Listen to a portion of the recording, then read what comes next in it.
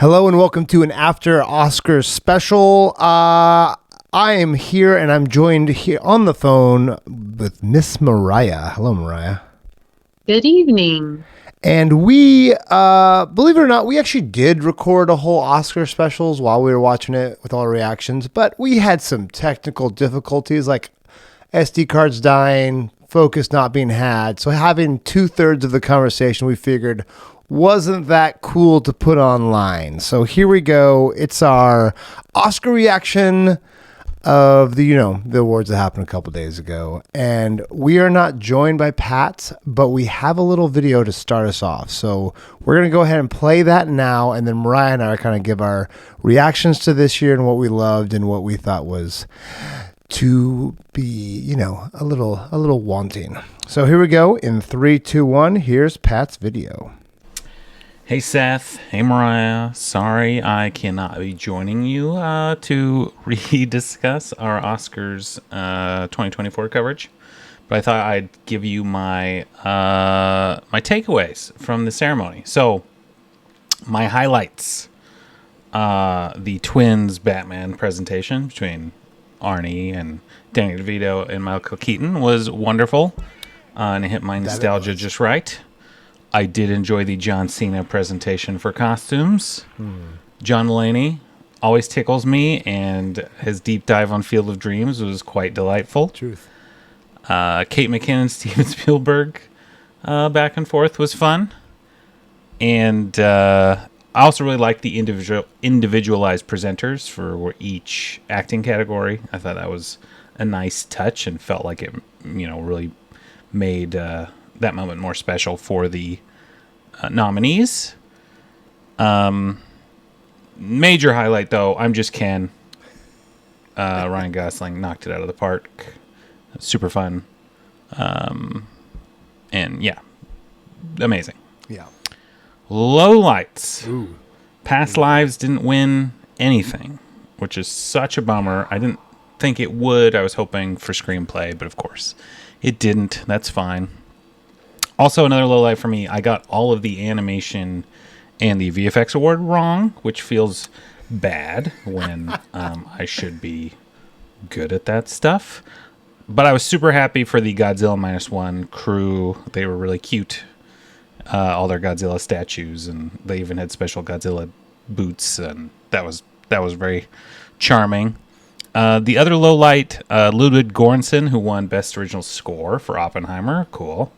Was having a nice speech, talked about his wife, working with his wife as a violinist. And then right at the end, he said to his parents, thank you for giving me guitars and drum machines instead of video games. Implying anyone who played video games can't reach high accolades. Not cool. Not cool. Why you gotta diss my whole industry? So that wasn't great. And then I think the only huge surprise for me, if I'm remembering correctly, is Lily Gladstone not winning. Emma Stone, super worthy of winning, of course, but it felt like Lily Gladstone was sort of predestined to win that. So a little shocking. I believe I saw Emma Stone sent her a really lovely message saying, like, this was your award. So that was nice. But overall, I thought it was a good Oscars. I know there was a little bit of drama with some of the announcements, like certainly Al Pacino at the end did not restate all the Best Picture nominees. People freaked out about that. Also, the In Memoriam, they always pull out to a weird camera angle. You can't really see what's going on. So there's definitely some things to critique. But overall, I thought it was a fun night, and more fun that we had watched all the Best Picture noms. So there you go. Enjoy talking about stuff without me. Love you guys. Bye. Oh, Pat, we will enjoy talking about things without you. There is no question about that. That was pretty good summary, I think. Yeah. I agree on like 99% of everything he said. The animation thing, I did not pick up on that, so that's hilarious. Oh, I'm giving my kids drum machines instead of video games, Pat. Sorry, buddy. Yeah. So Mariah, what was your? We always say cold brews and hot takes, but what was your kind of cold brew hot take? But we'll just go highlight and low light. Give me your favorite highlight of the evening. I'd say, well, first of all, am I echoing badly? No, you're good. Okay, I hear myself, but that's okay.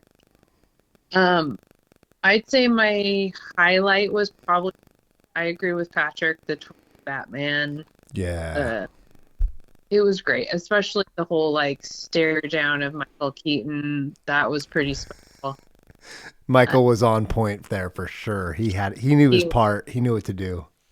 yeah, it was really cool. Um, I really liked, um, yeah, the presenters having each getting a personalized message about each of the nominees. I thought that was cool, and like kind of a split screen to show the reaction of the nominees. So that's really nice. That was cool. Yeah, I thought that was pretty great. I felt like the speeches were overall really good. There wasn't too much, controversial things, and For nobody sure. got too crazy or talked too long. Nobody had to get like there was very little music getting played off. I loved that the Godzilla minus one guy was trying to do it all without translator, Impressive. and Impressive. I picked up on most of what he said, and it was really sweet. And yeah, I loved their Godzillas and their shoes, and the fact that they all were up there. It was cute. Yeah, that was cool. That was a good moment. Yeah. I'm gonna state the obvious. I'm just Ken was my highlight. I just couldn't believe it over delivered when there was so much expectation for it already. I was so surprised that it was still so good. It was good. And Billie Eilish did a great job too. I Yeah. thought It's just a they bummer that Billie Eilish's song wasn't even the best song of the night, but she got the Oscar. You know what I mean? well, just by one performance. That's the difference. Hey, one's a performance song, one's a nice song at the end of a movie, I That's right. guess. But That's we know my problem with the songs in general. It wasn't part of the movie. It was just the credits. It shouldn't count. It shouldn't count. right. Wah, My wah. low lights were too many dad I jokes. was I waiting. didn't, Oh, it's funny. and also I was kind of bummed by, well, there weren't very many surprises for me. I mean, Emma Stone winning was a surprise, Yeah, it a was a good big one. surprise. But I think I was bummed, not that Wes Anderson got his first Oscar, because I think he totally deserves an Oscar, but I didn't feel like The Wonderful Story of Henry Sugar was Oscar worthy. I felt like Wes Anderson is Oscar worthy, but Yeah, that was let's. the only like, We didn't even I didn't. talk about the fact that his other movie didn't even get any nominations whatsoever. Yeah. So that's another one of those like does the Academy just kind of hate Wes Anderson and this is just kind of like their nod like okay fine you're good fine. Well, there's still some things that the Academy is missing the mark on, like many years back to back to back, the lack of diversity. And I think they felt like they made up for it last year. And so then this year they didn't feel like they needed to give Lily Gladstone the Oscar. maybe just keep us all on Like, our toes. Who knows? yeah, like we threw you a bone last year, guys. You can't have maybe. So there was that Maybe kind of yeah. Who knows? a little uncomfortable, maybe, but And I everything was good. I felt like it was a safe, fun Oscars, and yeah not too crazy. yeah, Yeah, and of course, like I'm like still bummed. Like Melton didn't get nominated, Asteroid City didn't get nominated, Air didn't get nominated. So there's always those things, but that's a long time ago conversation. As far as the night goes, I think my low light highlight was Pacino. It was just chaos at the end again. Wasn't as bad, but I was just like, what is he was going like, look, on right it was now? like, what just happened? He just Yeah. spit it out in a weird way, and My other biggest disappointment was the only Matt Damon joke was the dog peeing on the star at the end. That was my only. I wanted more Matt Damon jokes. I just wanted a little yeah, more, and the fact he wasn't even there. Like he had a movie that was Best Picture nominated. I don't even know yeah, why. It is less interesting that too. Yeah, that day. Was he scared of Jimmy? Was he scared what Jimmy was going to do? What's going on here? Probably. Jimmy's pretty scared. Yeah.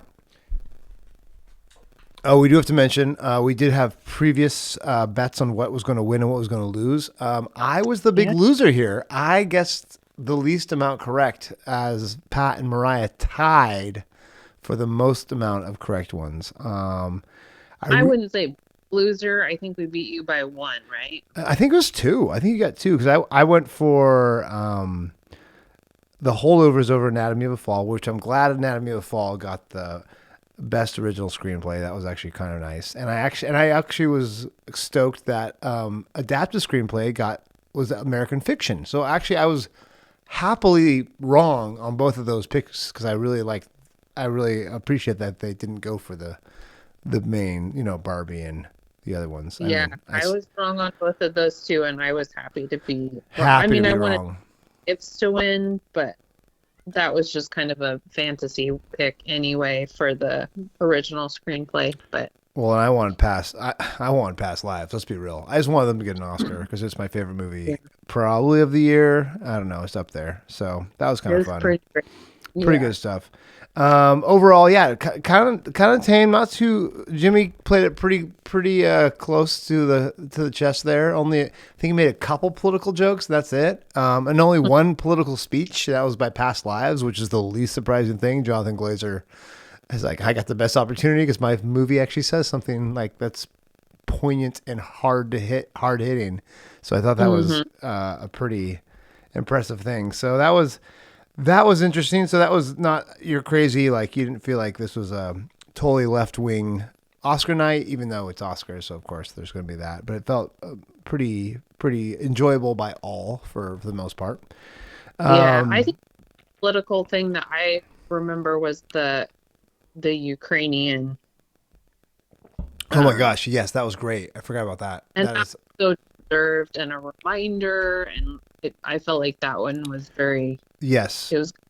I'm glad you said. I'm glad you brought that up, Mariah. That was one of the best moments of the night, just because it was like, it's.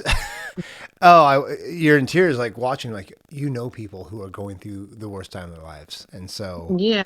I mean, sure. 5 minutes later, I'm just Ken, but you know what? That was still. Yeah, but it was there. Yeah, it was there. It was a performance. Yeah. Really good. All in all, this was fun. We watched all 10 Best Picture nominations and a couple others. Like we watched May, December. We watched a few others. Mariah, you watched Rustin. I watched Color Purple. We watched a few of those. So we were pretty good. We didn't watch every movie on here, but we did a pretty solid job. I felt good. I got to see almost every Oscar winner except for some of the documentaries and short films. So that was pretty cool. We got El Conde, which was a surprisingly really good movie. Oh, so funny, guys. That's like my sleeper movie that you should watch that I don't hear many people talk about. El Conde. I think it's on Netflix now. Yeah. So it's pretty accessible. It's not in English, so that's probably why not many people are watching, but it's hilarious. It's a vampire movie, and the cinematography is just gorgeous. So that's my favorite. Like, out of these movies that you haven't seen, go see that one because you'll be surprised and not disappointed. That would be my sleeper things to watch. Anything else that you think people should watch from from this awards thing that maybe they haven't seen? I watched 3 of the live action short films of the 5. I watched The Winner, Henry Sugar, and I watched Night of Fortune, and I watched The After, and those were both really, really good. And they're short. They're short, people. You can watch them. They're on Netflix. And accessible, free. YouTube. And yeah, they're free. Those 2 anyway are. And yeah, I thought they were very worth a watch. That's awesome. Awesome. Cool. All right, guys. Well, there we go. That's our Oscar wrap up. Way too late because of technical stuff. But thanks, Mariah, for giving me for hanging out with me this evening. And it was fun hearing from Pat, even though we don't get to talk with him live. Other than that, guys, we're taking a little break. We'll be back in a little bit with season 3 of How to Be a Movie Snob. And we're going to give you our way too early Oscar predictions for 2025. That's right, folks. Way too early Oscar predictions. Otherwise, thanks for joining us and keep watching movies, and we'll see you next week. Take care, guys. Bye. Bye.